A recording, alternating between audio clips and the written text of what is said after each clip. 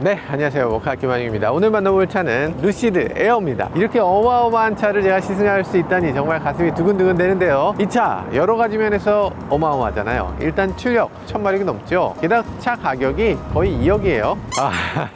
사실 루시드만 봐서는 잘 모를 수도 있죠. 그러니까 경쟁 모델 테슬라 모델 X 플레드도 함께 가져왔습니다. 살짝 비교해보기도 하고요. 이 루시드 에어 어떤 차인지 함께 살펴보시죠.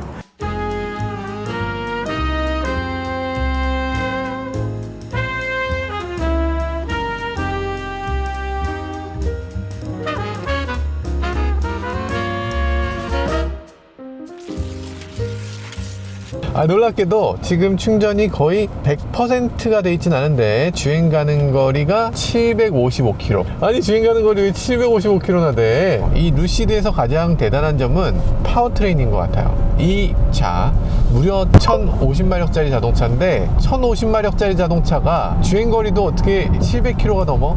전비로 따졌을 때는 어마어마한 전비를 보여주는 자동차죠. 한 번 충전으로 무려 830km를 가는 차입니다. 기본적으로 이 차는 테슬라하고 때려야 뗄 수 없는 그런 자동차예요. 테슬라의 엔지니어였던 피터 롤린슨이 별도로 회사를 차려서 이 사장이 돼서 만들어낸 자동차 회사니까요. 테슬라가 그렇게 멀리까지 가는 비밀도 사실은 피터 롤린슨이 그렇게 엔지니어링을 잘했기 때문이다. 그리고 그 사람이 다시 회사를 차렸으니까 얼마나 잘 달릴 수 있겠느냐, 이게 많은 사람들의 생각인 것 같아요. 테슬라는 다른 자동차들보다 많게는 1톤이 가벼워요. 그 정도로 가벼운 자동차인데 사실 전기차에서 가장 중요한 건 뭐예요? 배터리 크기 대비 무게, 전비, 이런 것들이잖아요. 근데 테슬라가 이 경쟁자를 압도하는 수준이었는데 이제는 더 이상 그렇지 않습니다. 루시드 같은 경우는 테슬라보다도 더 우수한 전비, 테슬라보다도 더 우수한 배터리 크기, 더 큰 배터리 크기인데도 불구하고 무게는 테슬라와 대등한 수준이라는 아주 특징적인 그런 스펙을 갖고 있죠. 근데 문제는 이 차는 테슬라가 갖고 있는 약점도 그대로 갖고 있다는 겁니다. 이 부품의 아쉬움, 그 풋풋함, 그런 것들이 이 차의 곳곳에서 느껴져요. 엔지니어가 자동차를 만들면 차를 이렇게 만들게 되는구나 라는 걸 보여주는 그런 모습이에요. 예를 들면 핸들을 잡았을 때 핸들 뒤편에서 이렇게 뿌득뿌득 소리가 나는 거, 요거 요즘 자동차에서 상상하기 어렵거든요. 사실 요거는 조금 개선돼야 될 부분인데 이런 품질에 있어서는 약간 눈높이가 조금 지나치게 너그러운 기준을 갖고 있는 것 같아요. 그러니까 엔지니어 기준에서는 이게 뭐가 문제가 돼? 여기 좀 소리 날 수도 있지. 그게 뭐?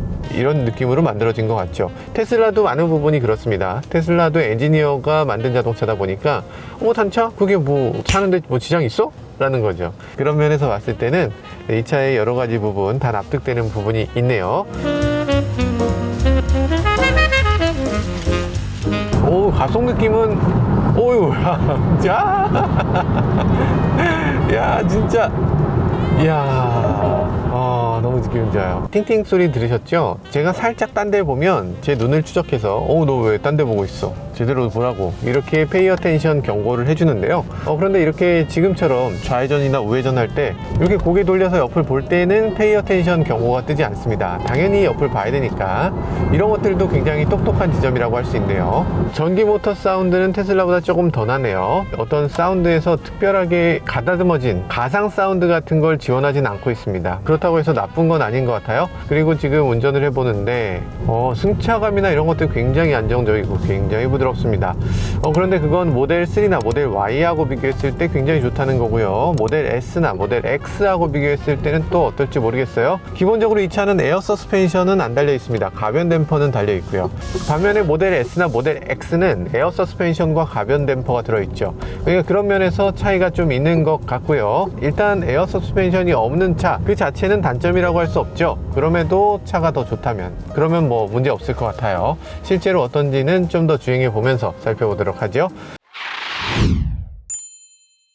드라이브 모드는 세 가지를 제공하고 있습니다. 스무드, 스위프트, 스프린트, 이렇게 세 가지가 있는데요. 그 중에서 저는 스무드를 선택하고 싶네요. 왜냐면 스무드가 너무나 잘 만들어졌어요. 딱 누르는 순간 가속 느낌도 바뀌고요, 출력도 바뀌고요, 가속 페달의 맵 같은 거 당연히 바뀌고, 서스펜션도 바뀝니다. 핸들의 조향 느낌도 달라져요. 훨씬 부드러워지고 승차감도 정말 부드러워지네요. 그냥 한순간 탁 바뀌니까 이게 너무 기분 좋은데요.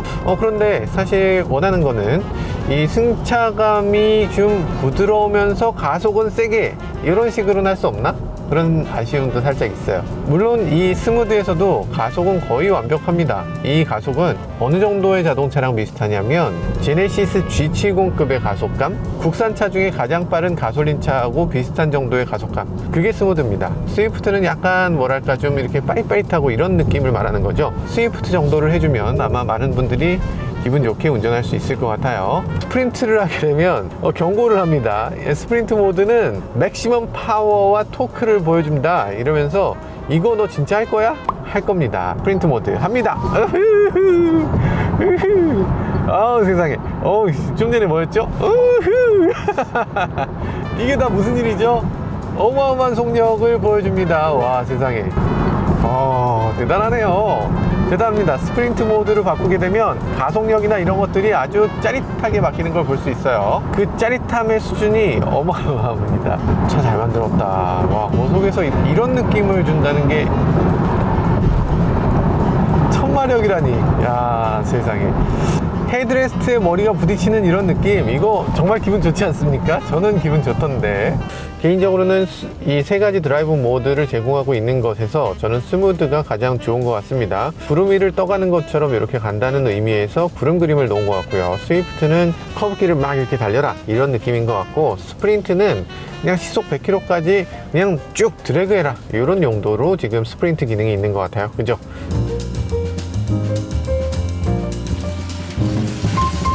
자, 출발하겠습니다. 와, 잠깐만. 야, 3.4초. 와, 무시무시합니다. 무시무시해요. 3.4초가 느려요? 오. 근데 언덕이니까. 론치 모드 액티베이티드 나오고.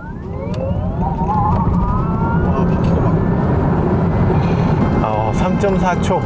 무시무시합니다. 무시무시한데 약간 이게 론치할 때 특별한 소리가 나지 않아요. 보통 어지간한 자동차 같으면 이 사운드를 또 열심히 주잖아요.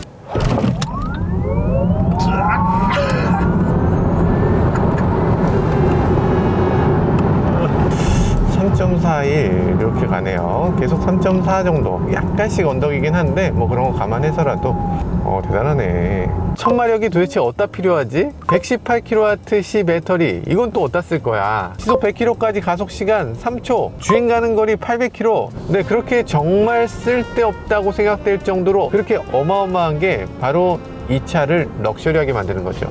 기존에 우리가 생각하는 럭셔리 자동차들, 그런 자동차들은 아주 쓸데없이 인테리어를 고급으로 만듭니다. 장식이 앞에 뭐 굉장히 비싸게 어마어마한 크롬으로 이렇게 덕지덕지 만들어져 있어. 그런 쓸데없는 것들을 과거에는 굉장한 럭셔리로 생각했어요. 이제 전기차 시대가 됐을 때 전기차의 럭셔리는 어떤 식으로 만들어져야 되는가, 그걸 이 차가 보여주고 있는 것 같습니다. 전기차의 럭셔리라는 건 너희는 그 정도의 에너지를 갖고 있어? 나의 에너지는 네 에너지보다 2배란다. 이런 것들을 보여주는 거. 나의 퍼포먼스는 너보다 2배로 더 잘 달릴 수 있단다. 이런 걸 보여주는 게 이 시대의 럭셔리의 또 다른 모습이 아닌가 하는 생각이 듭니다.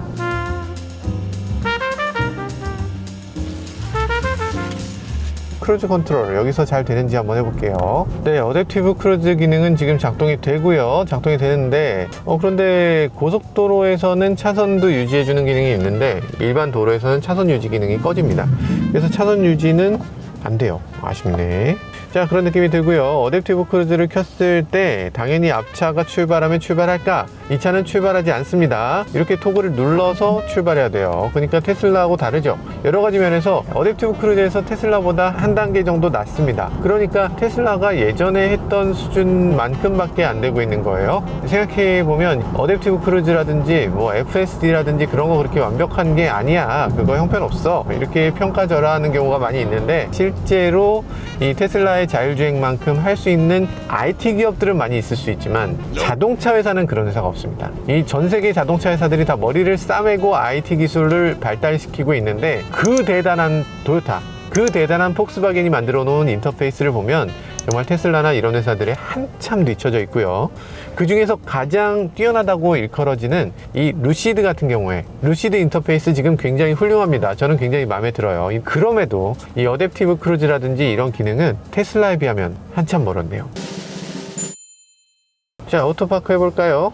두 자리 난 게 딱 나와요. 홀드 브레이크하고 셀렉트 파크 스페이스를 딱 합니다. 그러면 이제 내가 저기 주차란 얘기구나 하고서 주차를 해요. 한 번에 갈 수 있나? 이러다가 사고 나면 뭐 지가 물어냅니까? 약간 물어내겠지? 진짜 빨리 한다. 와. 주차 속도가 참 빠르네요. 빠르게 주차하고요. 뭐 조금이지만 왼쪽에 치우친 거 뭐 그런 거 감안해도 하더라도 주차 아주 잘해주네요. 이거는 진짜 애매하게 세웠거든요. 제가 이렇게 세우면 안 되지. 이렇게 세워서 파크를 하는 사람이 어딨어.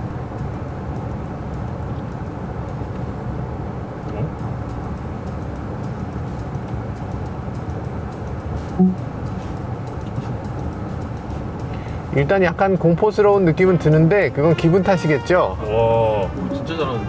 어이? 미쳤는데? 앞으로 감기까지 하네.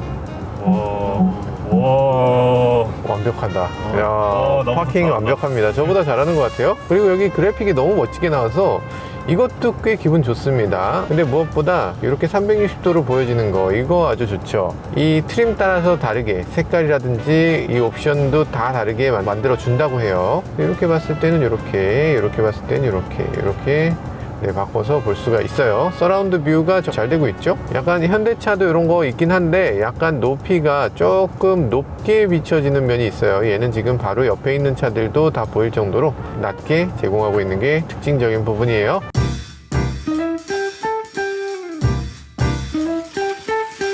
네, 루시드예요. 대단한 자동차입니다. 여러 가지 면에서 정말 잘 달리고 정말 잘 만든 자동차라는 거 분명한 것 같아요. 지금 이 차는 시작 가격이 15만 불입니다. 최근 들어서 새로 나온 버전은 사파이어라고 해서 무려 3억 원이에요. 3억 원짜리 자동차를 테슬라하고 비교해보면 글쎄 테슬라가 생각해보면 너무 싼 거죠. 모델 X 플레드 우리나라에서 1억 5천만 원 정도 하거든요. 그러니까 지금 루시드 3억 2배일 때 모델 X만큼 좋은가 살짝 고민됩니다. 어떤 부분을 더 고급으로 볼 것이냐 이 부분인데요. 이 차는 여러 가지 면에서 고급스러운 부분이 있습니다. 예를 들면 단차, 테슬라의 단차는 이런데 손가락이 그냥 들어가요. 얘는 그런 거 없습니다. 얘는 단차가 완벽하죠. 와, 디자인 이거 와, 야, 램프 봐라, 램프. 와, 엄청 멋지지 않습니까? 여기 루시드 글자 들어오는 거 보세요. 루시드라고 참 라인들 보세요. 여기 이런 갭이 있으면 그 갭을 그냥 놔두지 않았습니다. 여기다가 일일이 고무를 다 둘러서 완전히 갭을 완벽하게 막아놨죠.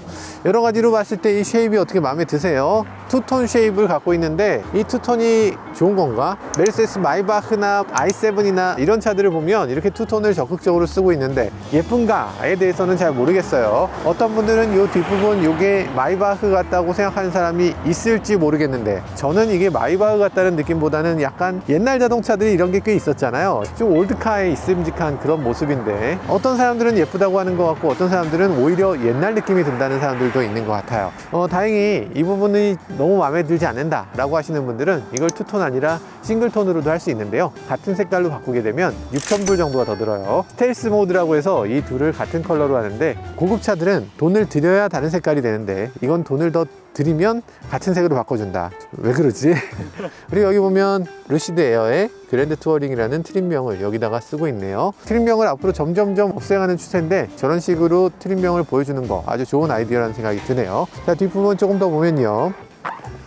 이렇게 열립니다. 요거 좀 희한하죠. 이건 세단형 자동차잖아요. 트렁크 리드가 지금 굉장히 짧은 세단이에요. 이게 너무 짧으면 어떻게 해야 되느냐, 이 트렁크 리드를 위쪽으로 열려서 이게 세로로 짐이 들어가게끔 해야 됩니다. 세로로 짐이 들어가면 짐을 놓을 때 이렇게 위까지 콱콱콱 채워서 꾹 집어넣을 수 있다는 점은 좋은 점이겠죠. 근데 어지간한 짐을 넣을 때마다 이렇게 숙여야 된다는 거는 조금 불편하다는 생각도 듭니다. 모델 3보다 더 좁네.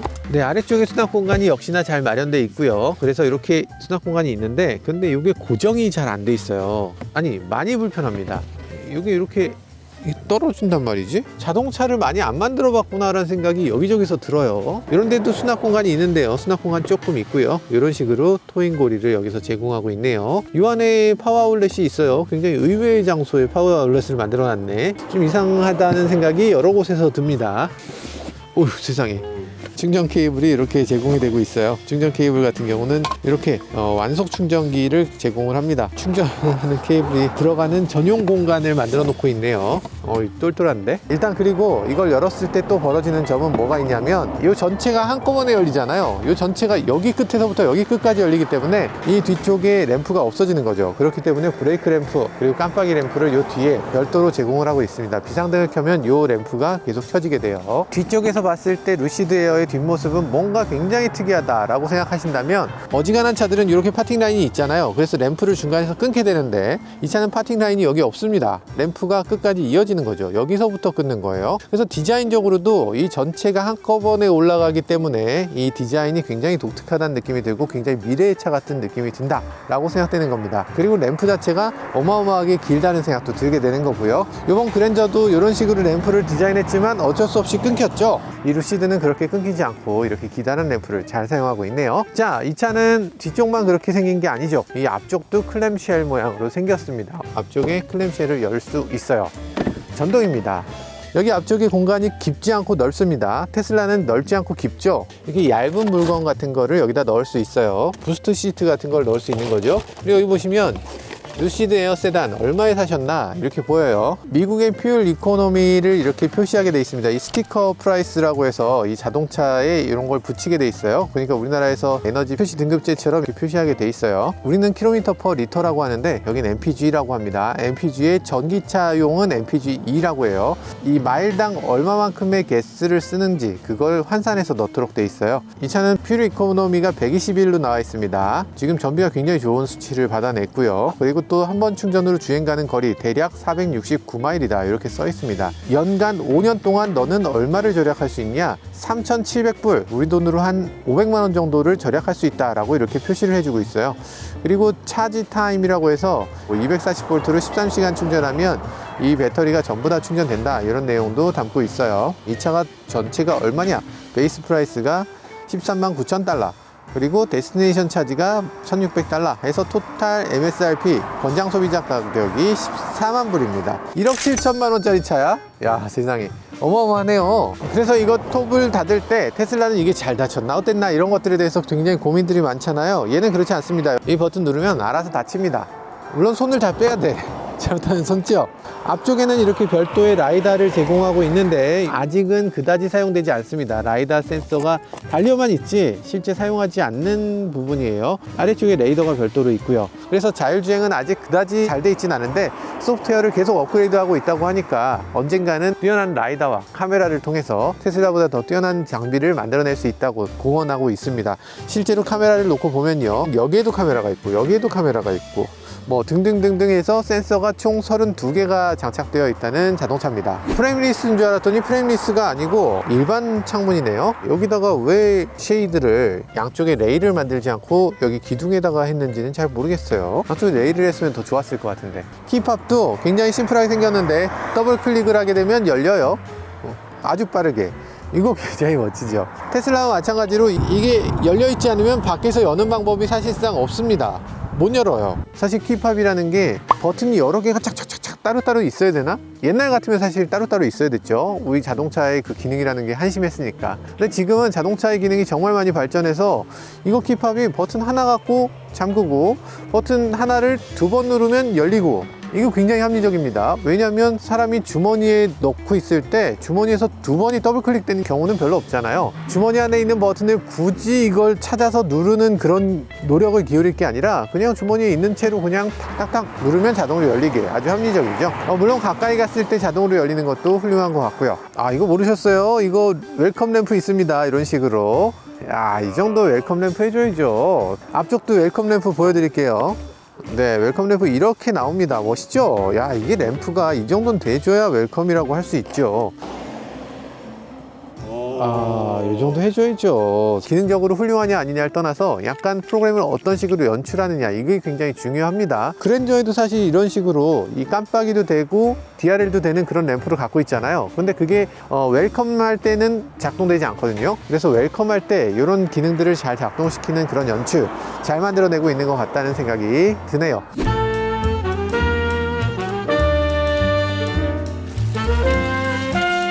뒷좌석에서의 승차감이 정말 중요하잖아요. 왜냐면 우리가 테슬라를 탈 때 뒷좌석 승차감에 대해서 정말 많은 얘기들이 나오니까, 그러니까 뒷좌석에 앉았을 때 어떤 느낌인지 이걸 말씀드려야 될 것 같아요. 테슬라하고 다르다 이런 느낌은 확실히 있어요. 테슬라 뒷좌석은 좀 통통거린다 이런 얘기들도 많이 듣는 편인데, 진동 소음도 테슬라보다 더 좋은 것 같아요. 그다지 승차감이 딱딱하다거나 이런 느낌이 전혀 없고요. 그냥 일반적인 세단에 탄 것 같은 느낌, 조금 더 딱딱하긴 하네요. 컨셉트에서는 우리가 리클라이닝 기능을 봤는데 정작 양산차에는 리클라이닝이 아직 나오진 않았어요.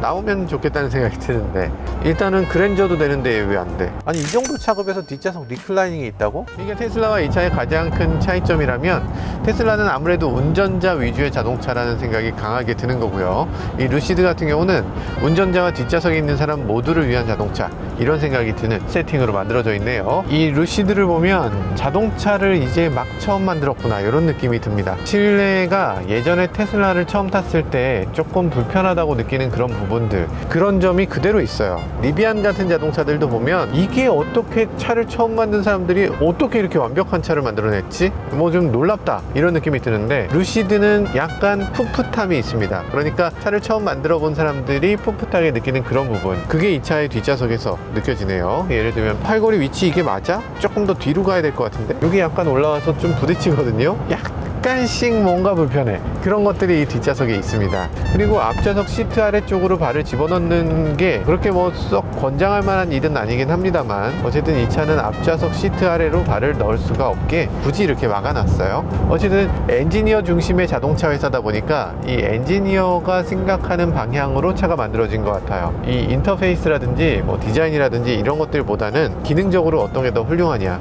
어떤 게 더 좋은 선택이냐를 엔지니어 중심의 회사가 되면 어떻게 되는지를 보여주는 것 같습니다. 그리고 선쉐이드도 터치로 할 수 있게 돼 있는데요, 이렇게 올라옵니다. 근데 굳이 이걸 터치스크린으로 해놨어요. 측면 선쉐이드는 버튼을 눌러서 이렇게 나오게 돼 있네요. 그랜저하고 굉장히 비슷합니다. 이게 차체에 붙어 있고요. 이런 거 테슬라에서 상상할 수가 없죠. 테슬라에서 상상할 수 없는 이런 럭셔리함이 이 차의 특징적인 부분이라고 할 수 있습니다.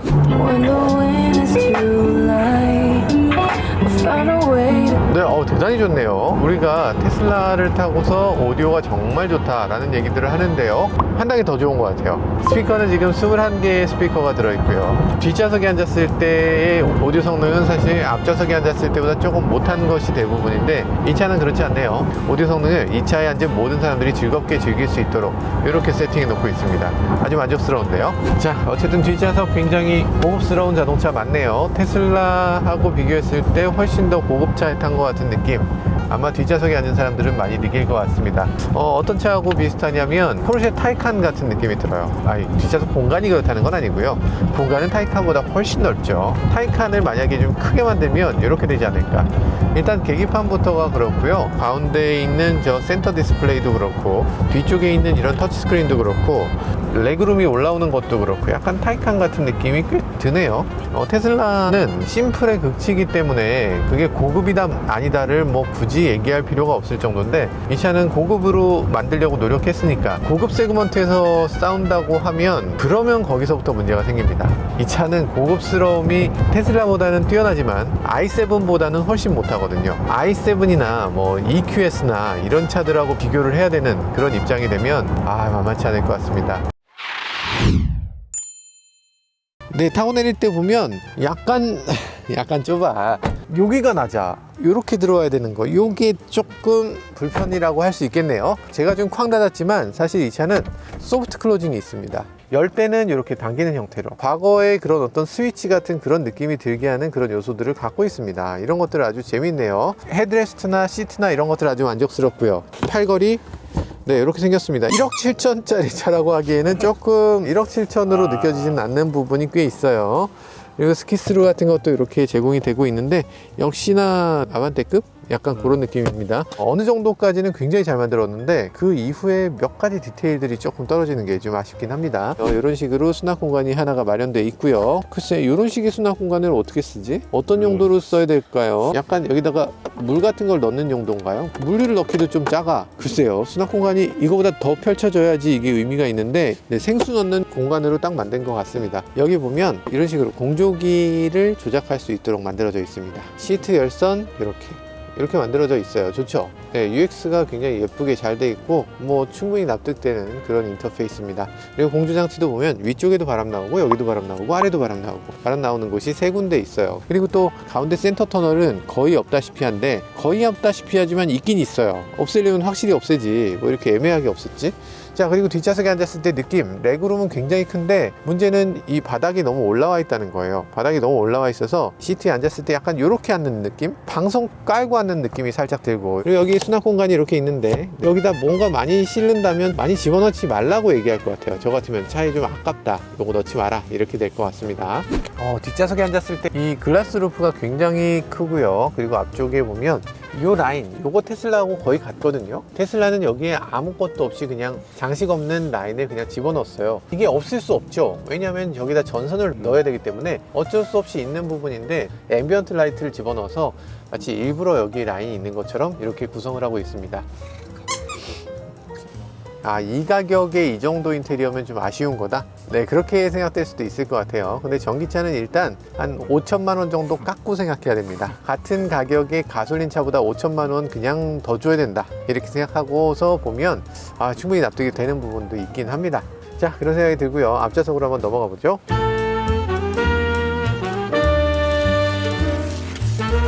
좋은데? 인테리어 굉장히 멋있네요. 이게 공중에 떠 있는 게 굉장히 멋지네. 떠 있는 느낌이 아니라 실제로 떠 있는 거잖아요. 이야, 이거 이렇게 만들어야지. 멋있네, 멋있네. 이런 것들도 이렇게 해서 사라지게 할 수 있죠. 디스플레이 싫어, 나는 여기다 물을 넣겠어 라고 하는 사람들은 여기다가 이런 것들 집어넣을 수 있고요. 그리고 여기서 이런 터치라든지 이런 것들, 인터페이스가 굉장히 마음에 듭니다. 굉장히 잘 만들어진 인터페이스예요. 그런데 시트 같은 거 좀 희한한데? 포워드, 투워드. 이거 터치로 굳이? 하이트, 업, 다운. 이걸 왜? 그러니까 이 차는 너무나 많은 부분을 지금 전동화 시켜 놓고 있어요. 터치스크린에 들어가지 않아야 될 것 같은 것도 다 터치스크린에 들어 있습니다. 이거 이렇게까지? 이렇게 늘리는 게 터치야. 이게 왜 터치로 돼 있지? 이런 것도 터치예요. 이렇게 벌리고 좁히고, 이것도 터치입니다. 제일 놀라운 건 헤드레스트입니다. 헤드레스트를 앞으로 가고 뒤로 가고, 굳이 이런 데다가 돈을 쓰는 이유를 모르겠어요. 이걸 돈을 쓰느니 그냥 차에다가 더 투자해주면 좋을 것 같은데 괜한 짓을 한 것 같다는 생각이 드네요. 마사지 시트는 그런데 얘기가 다르죠. 보통 기존의 다른 자동차들의 마사지는 이런 마사지가 아니었죠. 물론 손으로 하는 마사지처럼 아니면 안마의자처럼 그렇게 마사지 해주는 건 아니에요. 근데 지금까지 자동차에 있는 마사지 기능 중에 가장 좋은 게 아닌가 싶을 정도로 굉장히 좋습니다. 잘 만들었어요. 진동 기능이 야릇해요. 약간 에로틱하게 마사지를 해주고 있어요. 테마를 여러 가지로 제공하고 있는데요. 원더, 양을 조절할 수 있죠. 이렇게 밝기 껐다가 켰다가 이런 식으로 불이 여기 들어옵니다. 특별하게 앰비언트 라이트라고 우리가 생각하는 그런 것처럼 화려한 게 아니라 뭔가 약간 은은한 느낌의 액센트를 제공하는 그런 느낌으로 만들어져 있죠. 좋아 보입니다. 자, 그리고 보이스 어시스턴트라고 해서 알렉사가 지원이 돼요. 한번 해볼까요? 알렉사, take me to Disneyland. There is a Disneyland Park, 56.2 miles away on 1313 Disneyland Drive. 똑똑한데요. 똑똑하고, 여기서 보면 이렇게 또 2D로 볼 거냐 3D로 볼 거냐, 레인지를 보여줄 거냐, 이런 것들을 보여줍니다. 그리고 또 내비게이션 같은 경우는 이렇게 해서 고 누르면 바로 내비게이션으로 안내를 해줍니다. 위성화면으로 이렇게 확대해서 볼 수도 있죠. 오프라인 맵도 다운로드해서 미리 받아놓을 수도 있어요. 그런데 한 가지 이상한 점은 음악 같은 걸 예를 들어서 스포티파이, 타이달, 튜닝, 사이러스 XM 이런 거 다 지원합니다. 그래서 투데이스 탑 히츠 같은 걸 들을 수 있죠. 아래쪽으로 내리면 아래쪽으로 내려갑니다. 그래서 아래쪽에서 이렇게 볼 수 있어요. 문제가 있다면 이 상태에서 내비게이션을 선택하면 내비게이션 화면이 나옵니다. 갑자기 화면이 위아래 같이 바뀌어요. 내비게이션하고 음악을 같이 보고 싶어요 라고 하면 할 수가 없습니다. 왠지 모르겠지만 음악을 틀게 되면 음악이, 내비게이션을 틀게 되면 내비게이션이 나타나요. 보통 사람들은 그 두 가지를 동시에 하지 않나요? 멀티 화면이라든지 이런 것들을 지원해주면 좋을 것 같은데 그런 것들은 지원하지 않습니다. 한 번에 하나만 해라 이라는 것 같아요. 여기 이렇게 공조장치 터치로 돼 있는 거 물론 편리하게 잘 만들어졌어요. 나는 터치가 싫은데 왜 자꾸 터치로 만드는 거예요, 열받게 라시는 분들을 위해서 버튼이 이렇게 있고요. 버튼으로 굳이 이거 내비게이션 화면이나 이런 화면에서도 언제든지 온도를 조절할 수 있도록 만들어져 있어요. 이 똑똑한데? 볼륨도 이런 식으로 볼륨 스위치를 따로 제공을 하고 있습니다. 볼륨 스위치 터치로 하는 거 너무 미워하시는 분들이 많죠. 그래서 이런 것들을 한 덩어리로 이렇게 만들어 놓고 있고요. 터치가 이쪽에만 있는 게 아니라 운전자를 위한 터치도 이쪽에 제공이 되고 있습니다. 예를 들면 프렁크를 연다든지 이런 것들 실수로 잘못 누르면 안 되기 때문에 운전자만 이 버튼을 누를 수 있도록 운전자 쪽에 제공을 하고 있죠. 갑자기 신호대기에서 누가 누르게 되면 어떡해요. 조수석에 있는 사람이 함부로 누르면 안 되기 때문에 이렇게 있는 건데요. 글로브 박스도 스위치가 별도로 없고요. 글로브 박스를 버튼을 눌러서 이렇게 열도록 만들어 놨습니다. 무선 충전 같은 경우는 이런 식으로 합니다. 이 아래쪽에 무선 충전 패드가 있어요. 자, 여기다 넣게 되면 이런 식으로 넣고 빼기가 그렇게 쉽지 않네요. 충전이 어쨌든 이런 식으로 되고요. 이쪽에 넣게 되면 이쪽은 충전이 되지 않습니다. 테슬라에 있는 기능보다 조금 못한데 테슬라는 이 위치에 딱 충전이 되잖아요. 이게 조금 아쉽다는 생각이 저는 드네요. 자동차 회사가 누구를 좀 가르치려고 안 했으면 좋겠어요. 핸드폰을 보면 안 되지, 핸드폰을 보지 말고 이 안에 집어넣고 닫아버려 라고 얘기하는 것 같은데 저희가 알아서 이렇게 해주시면 좋을 것 같네요. 배터리가 꽤 많이 줄었는데요. 당연히 이제는 충전소를 찾아야 되겠죠. 어떻게 찾냐, 일단 여기에 있는 내비게이션으로 충전소를 찾아가도록 하겠습니다. EV 차저를 보여주고요. 그리고 일렉트리파이 아메리카를 지금 공짜로 무료로 제공을 하고 있어요. 지금까지는 이 루시드 차저가 없기 때문에 일렉트리파이 아메리카랑 같이 협업을 해서 이 루시드 차저로 사용하고 있습니다. 한번 이동해서 이 차 충전은 또 어떻게 되는지, 잘 되는지도 한번 알아보도록 할게요.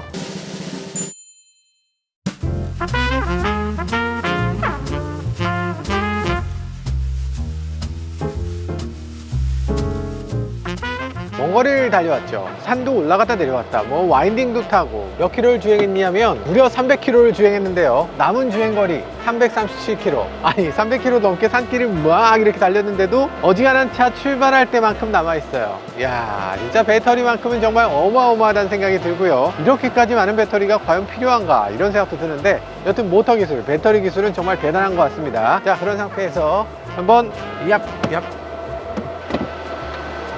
열리는 거 멋지죠? 한번 꽂아볼게요. 충전 요금이 킬로와트시당 500원, 300원 정도 되면 어마어마하게 비싸다고 하잖아요. 미국은 우리보다 충전 요금이 조금 더 비싼 것 같아요. 한국 같으면 EV 인프라 같은 걸로 저렴한 충전 요금 찾을 수 있겠지만 여기서는 이런 거 찾을 수 없다는 게 조금 아쉽긴 합니다. 한국이 진짜 짱인 게 EV 인프라는 최근에 그린카드 같은 거 연결시키면 50% 할인해주는 그런 기능도 생겼다고 하니까요. 50% 할인, 여기서 그런 거 있을까? 일단 미국에서는 그런 거 찾을 수가 없고요. 한국에 있는 게 축복이다. 우리가 독일도 가보고 미국도 가보고 하지만 이 한국의 전기차 충전만큼 싸고 잘 작동되고 이런 것들은 찾기 힘든 것 같아요. 아니 근데 50% 할인? 어떻게 그게 가능한가 봤더니 그린카드 그냥 발급해서 여기다가 연결만 시키면 50% 할인해 준다고 하니까요. 그런 것들 사용하면 정말 좋을 것 같습니다. 그런 상태에서 한번 충전해 볼게요. 하나의 디스플레이를 양쪽으로 쓰고 있거든요. 그래서 이게 이해가 너무 어려워. 내가 꽂은 건 어떻게 됐어? 배터리가 다 닳았습니다. 0%. 그래서 차를 지금 밀었어요. 망했다. 아, 이게 말이 돼? 충전 중지도 안 돼. 진짜 말도 안 돼. 이게 무슨 시스템이 이 모양이냐고. 차징 스타일레터.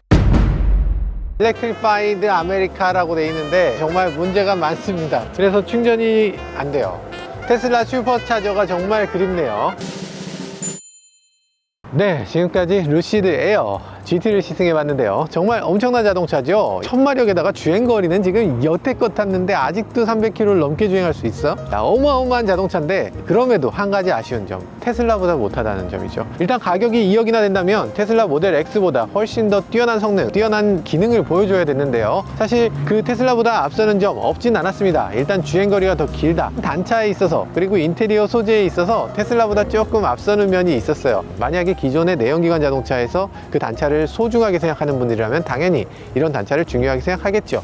하지만 이 전기차 시대로 바뀌게 되면서 그 단차에 대해서 그렇게까지 신경 쓰지 않게 되면서 아마도 많은 사람들이 이 차보다는 테슬라를 더 좋은 차로 여기게 될 거라는 생각도 들었습니다. 굉장히 좋은 자동차인데도 불구하고 테슬라에 비교하면 아직 상당한 격차가 보여졌는데요. 기존까지 자동차 회사들 테슬라를 따라잡는 게 얼마나 힘든 일인지 그런 걸 보여주는 한 사례라는 생각도 들었습니다. 지금까지 저는 모카 김한용이었습니다. 감사합니다.